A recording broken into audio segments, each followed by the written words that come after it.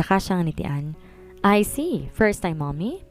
Yes, actually, pumunta ako rito para siguraduhin kung meron nga bang laman tong tiyan ko. Noong una kasi akong gumamit ng PT nag-negative. Then after that, gumamit ulit ako dahil hindi ako mapalagay at doon lang siya saka nag-positive. Tinuro niya ang tiyan at panay ang tango ng doktora habang pinakikinggan siya. Doon nilibot ni Ella ang tingin. Katamtaman ang laki ng buong kwarto. Meron desk at upuan sa gilid at inuupuan niya namang hospital bed, may kaharap na malaking monitor. Sa gilid may tila aparato. Hinubad niyang shades at cap saka nilagay sa loob ng bag. Maya-maya pa hinarap na siya ng doktora at saka yun kinuha bago lagay sa upuan. May mga cases talagang ganyan, kaya tama na nagpa-check up ka to be sure, Miss Guevara. Mahiga ka na. Daan-daan siyang nahiga sa malamig at malambot na higaan. Nakapatong ang dalawa niyang kamay sa itaas ng tiyan. Panay din pagkabog ng dibdib niya na ngayon lang niya naramdaman. Are you alright? Yes. Ilalagay ko na tong gel ha, medyo malamig to. Napatango si Ella nang iangat ng doktor ang damit niya. Tsaka naramdaman ang bagay na yun na kinalat sa bandang tiyan niya. Are you ready? Tinutok ng doktor ang transducer probe sa tiyan ni Ella. Tumango lang siya habang pigil hininga naghihintay. Titig na titig siya doon. See? That's your baby. Tinuro ng doktor ang maliit na imahe sa gitna ng monitor. Muli nitong ginalaw ng probe para mas makuha ng malinaw ang baby. That's my baby? Yes, Miss Guevara. Based on your baby, it looks like you're 7 weeks pregnant. Napatango siya ngunit hindi niya pa rin naalis ang tingin sa monitor. Her baby looks so small. Of course, it's clearly still a fetus. Oh my God, Ella, maitatanga ka pa ba? Do you want to hear your baby's heartbeat? I can? Yes. Walang ano-ano, makailang beses siyang napatango.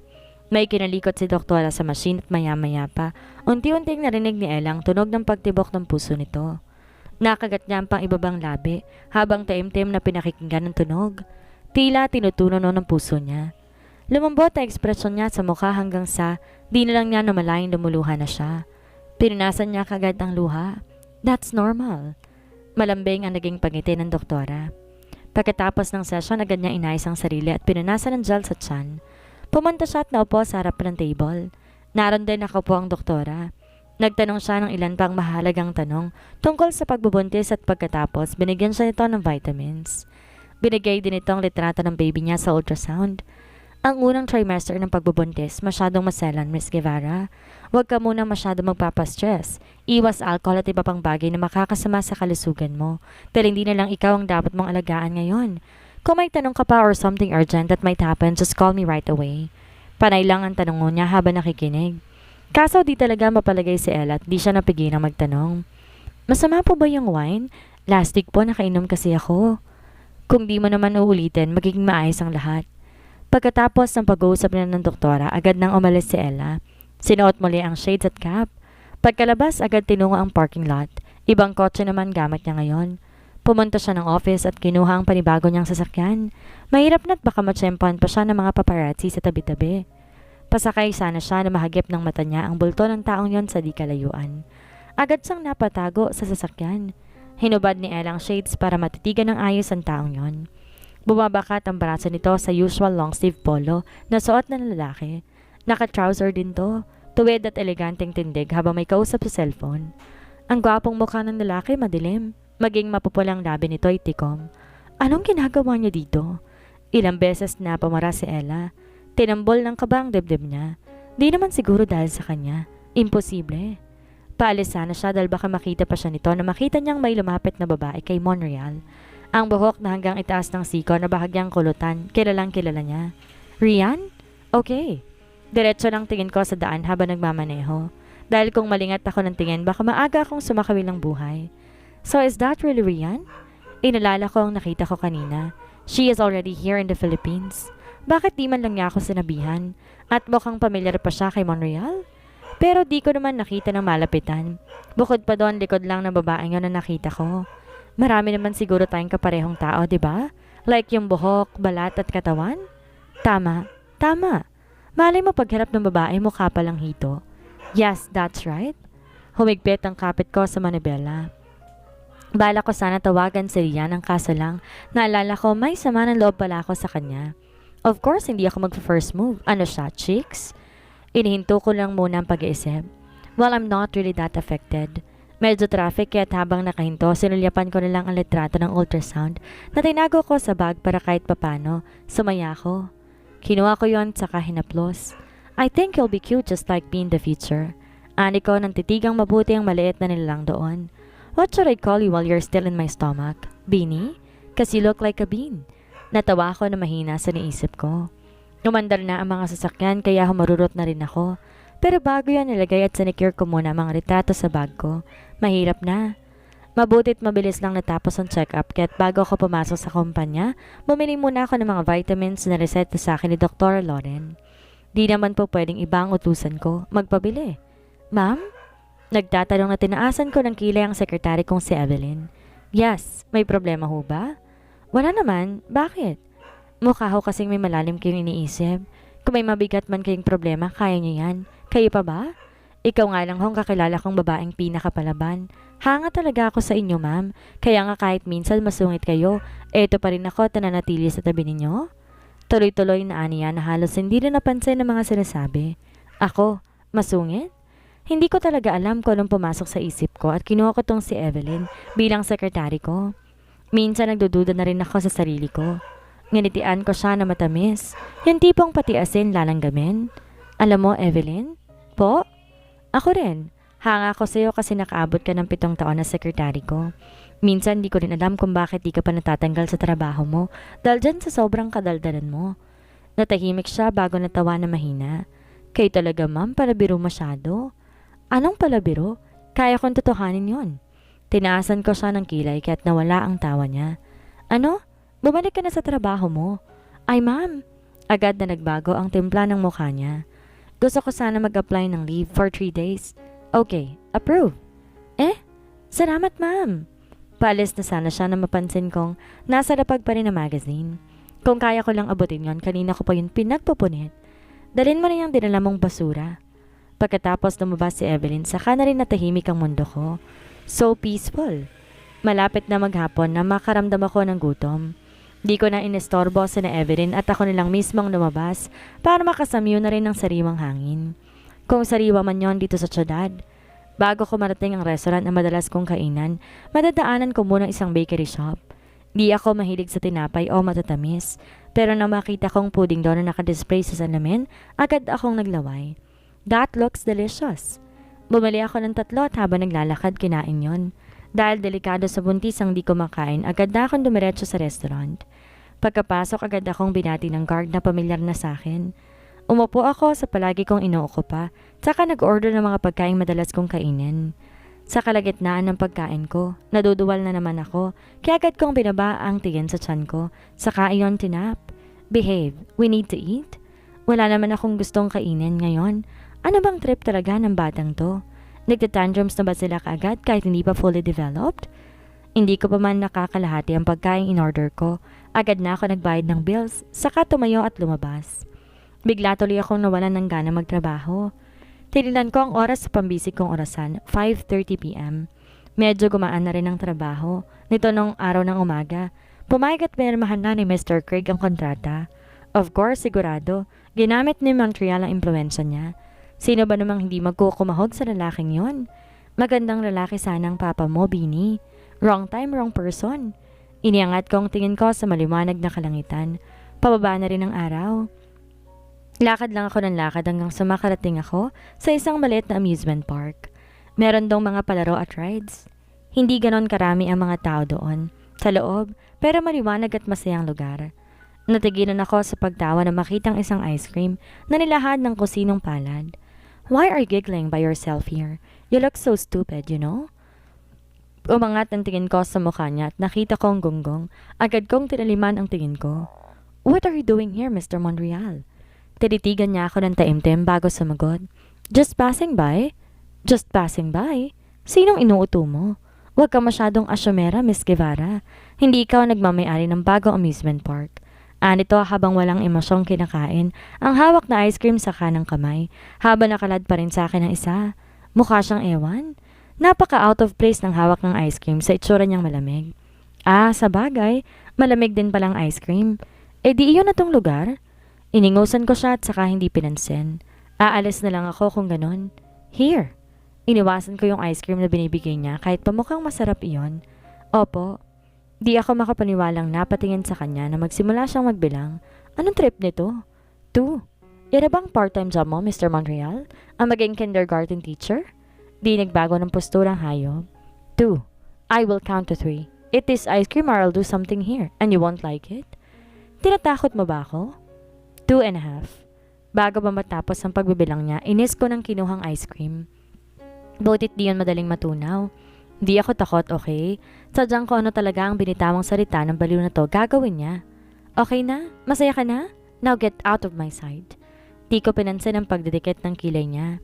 Pinagtitingin ng tuloy kami naman na napapadaang tao. Siya lang pala. Dahil kahit na hindi suit and tie ang suot nito at casual attire lang, agaw pansin pa rin ang itsura. Okay, calm down Ella. Calm down. Okay, kung ayaw mo, ako na lang aalis. Patayo sana ako na maupo siya sa bench. Humawak ang malaki niyang kamay sa braso ko. Wala yung persa at di ganon kadiin. Ang kaso, di ko yun matanggal at di ako makaalis. Mr. Montreal, I thought we already had an agreement that we won't see each other again after we arrive here in the Philippines. Yun ba ang gusto mong mangyari? Nakipagtitigan ako sa itim niyang mga mata, tila humahalukay sa buong pagkatao ko. Yes. Napatango siya ngunit di pa rin bumibitaw sa pagkakahawak sa bisig ko. Oh my God! Dinalo na naman ba to ng kabaliwan? May sumpong na naman? Alright. Bumitaw ang kamay niya sa bisig ko kaya nakahinga ako na maluwag. Paalis na sana ako na bigla siyang tumayo at saka tumungo. What? Agad kong nilibot ang tingin sa paligid namin at nang makita, may kokonting napatingin iwala sa sariling nakurot ko ang braso ni Montreal. Hindi siya umaray at mukhang ako pa nga masasaktan sa tigas ng braso niya. Baliw, nababaliw ka na ba? Hindi siya sumagot at may kinuha lang sa bulsa ng pants sa suot. Tinaas niya yun at pinunas sa kamay ko. Maingat yun at di madena may kung anong binubuhay na damdamin sa loob ko. May panyo ka pala, ba't di na lang yun ang ginamit mo? Kulang na lang madurog kong ice cream na hawak ko sa hiya. Don't worry, I will leave this country as soon as possible. Biglang aniya matapos punasan ng kamay ko. Good. I hope hanggang dito na lang mamamagitan sa atin, Mr. Montreal. After this, sana kalimutan na natin ang mga nangyari. Seryoso lang mukha niya at saka bahagyang tumango. Pareho kaming walang salita hanggang maalala ko ng tagpo namin kahapon na riyan sa cellphone. At yung nakita ko kaninang umaga. Kaso may karapatan ba akong magtanong? Wala. Natawa akong mahina at saka agad inalis yon sa isipan ko. Maraming salamat sa tulong, Mr. Montreal. Siguradong tatanawin yung malaking utang na loob ng pamilya namin. Nitong mga nakaraang buwan, mas dumarami ang gustong makipagkontrata kay Papa. Kaya syempre tuwang-tuwa ang huli. Dahil tiba-tiba na naman kami. Boss, si Mr. Kim yon na hingal na lumapit kay Mr. Montreal. Nakanda na hong lahat, pati na ang eroplanong gagamitin ninyo. Kayo na lang hinihintay. Tumungo sa akin ang tingin niya. Goodbye, Miss Guevara. Wala sa sariling napatango ako na makita ang tipid niyang ngiti bago tumalikod. Nagpaalam na rin sa akin si Mr. Kim. Napahawak ako sa dibdib ko at saka maling naupo sa bench. Maya-maya na lang siguro ako uuwi. Nang tumalikod si Blake, agad na tumikom ang labi nito. Walang salita habang mabibilis ang hakbang. Kaya ando na naman si Mr. Kim na halos lumaylay na ang dila, kahahabol sa boss niya maging sa paghinga. Takbo doon, takbo dito, sinong hindi mapapagod? Mas matangkad pa naman sa kanya ng ilang metrong lalaki. Ikaw nang bahala sa mga insektong panay ang pagkutitap kanina. Kung gusto nilang mapansin, I'll be happy to be their guest. Napansin ni Blake ang ilang mga paparazzi kanina sa paligid. At dahil may salita siyang binibitawan kay Ella, sigurado, hindi siya babali doon. Hindi siya gagawa ng frontline news. Napatango naman si Mr. Kim saka yun pinasok sa utak niya. Biglang tumigil sa paglalakad si Blake na makita, malapit na ang sasakyang nakaparada kaya't ang lakad takbong si Mr. Kim ay bumangga sa malapad nitong likod. Nanlaki ang mata ni Mr. Kim. Sorry boss. Right now, take care of those matters before we leave. Madiin ang mga salitang pinakawalan nito na kinatango ng paulit-ulit ni Mr. Kim. Tinawag agad ang ilang mga tauhan at saka sumama sa mga ito. Habang papasok naman si Blake sa backseat ng sasakyan, bagya niyang hinilot ang sentido. Here, put it here. Awkward ang naging ngiti ng batang lalaki, ngunit nang makita niya ang makinang na mga mata ng babatang babae at ang nagsusumamo nitong mukha, ay wala siyang nagawa kung hindi ang isuot yon sa ulo niya. Tinignan ng lalaki ang sarili niya sa salamin. Nangiwi na makita ang mahukuli na bulaklak sa ulo na hindi na babagay sa seryoso niyang mukha, maging sa itim na itim niyang damit. Wow, you're so pogi. Are you a fairy? No. Tinakip nito ang maliit na kamay sa bibig. More like you are an angel. Mas lalo tong naging cute. Natawa ang teenager na lalaki at saka bahagyang kinurot ang pisngi ng batang babae sa harapan. No, you are the angel. Naimulat ni Blake ang mata sa isang memoryang dumaan sa isip niya. Malaki ka na nga, Ella. What a pity. Sinanyasan niya isang tauhan sa shotgun seat. Boss? Escort Miss Guevara. Huwag kayong magpapakita at ihatid niyo na lang kung saan siya magpupunta. Agad na patango ang lalaki. Bago lumabas at nagsama pa ng ilang kasamahan. Gabi na nang muling pumasok si Ella sa opisina. Wala na ring tao doon maliban sa mga janitress at janitor, pati na rin mga guard na naglilibot sa lugar. Napagpasya niyang doon na lang matulog sa kumpanya nila na may mga kwarto. Hinaplos ang tiyan bago makatulog. Ilang beses nagring ang cellphone ni Ella bago siya nagising. Hindi yon alarm kundi text mula sa ina at ang iba ay sa ama. Nangunot ang noon niya. Anong ganap? Sunod-sunod yon na lumitaw sa screen ng cellphone na hawak. Come on right now, Ella. Get over here. At where are you? Ang mga iyon. Kaya bago pa siya pumasok ang mga ito'y agad na siyang pumasok sa palikuran para gawin ang mga dapat gawin. Ang aga-aga pa. Mga buwisit talaga. Hindi pa man siya nakakakain ng almusal ay lumabas na siya ng office. Nakasalubong niya si Evelyn na may dala na namang dokumento. Good morning, ma'am. Good morning. Tinanguan niya ang sekretary. Kayo po munang bahala dito, Evelyn. May gagawin lang ako. Kami na naman. Ma'am, nakailang absent na kayo. Bakit? May reklamo ka? Wala naman. Good. Tinilikuran niya ang sekretary at saka tumungo na sa private elevator. Bawat nakakasalubong niya ay binabati siya at giningitian. Ano naman kaya ang problema ng tatay niya? Napairap siya sa hangin. Mabilis lang ang naging biyahe niya dahil umaga pa at konti na lamang ang mga sasakyan. Hindi na ma-traffic. Nakarating agad siya sa mansyon ng ama at agad na pinagbuksan ng gate kaya dumiretso si Ella sa sala at doon nakita ang ama't ina. What is it? Isang malakas na sampal ang dumapo sa kanyang pisngi ni Ella at di pa man niya natatapos ang sasabihin, umalingaw na yon sa sobrang lakas. Natigilan siya. Ilang segundo siya bago nakauwi at saka tinitigan ang ama. Gabriel! Boses iyon ni Isabela na agad nilapitan ng asawa, hinawakan to sa braso. Hindi siya bumitaw kahit ano pang tulak nito. Ang lakas ng loob mong umuwi sa pamamahay ko, Ella. What? Ano na namang nagawa ko? Naihawak niya ang kamay sa namamanid nitong pisngi at pilit na tumayo ng tuwid. Buntis ka? Sinong ama ng bastardong dinadala mo? Muli aamba ito kaso lang nasa braso nito si Isabela. Gabriel, anak mo pa rin si Ella? Saan niya naman nalaman yon? This. Then what the hell is this? Biglang kinuha nito ang paper bag sa mababang table, saka malakas na binato sa lapag. Lumabas doon ang pregnancy test na ginagamit na noong nakaraan. Hindi ka namin pinalaki para magpabuntis lang kahit kanino. Hindi kita pinilit magpakasal sa lalaking yon na ayaw mo, Ella. Ito lang bang igaganti mo sa pamilyang to? Nasaan ang kahihiyan mo? Ganito ba ang gusto mo? Magputa, ha? Nagsalubong ang kirin ni Isabela dahil sa masasakit na salita na binitawan ni Gabriel. Habang wala naging reaksyon si Ella, reputasyon pa rin bang iniisip mo kaysa kalagayan ng anak mo? Bakit di mo muna siya tanungin anong nangyari? Are you this selfish, Gabriel? Si Isabela na minsan lang din sagutin ng asawa. Selfish?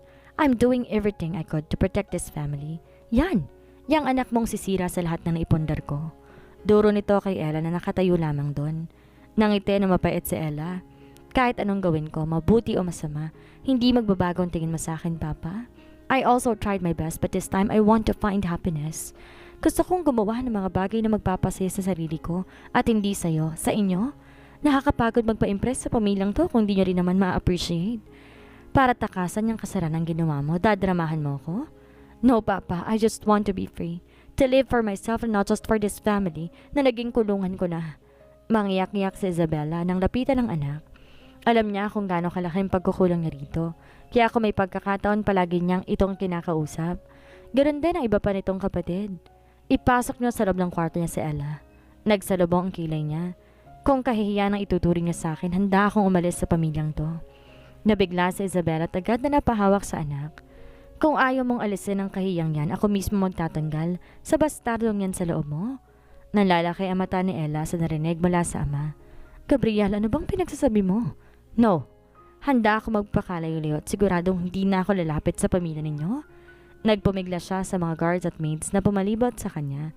Panay ang pagturo ng luha niya habang nakatingin sa ama na wala na ang tensyon sa kanya.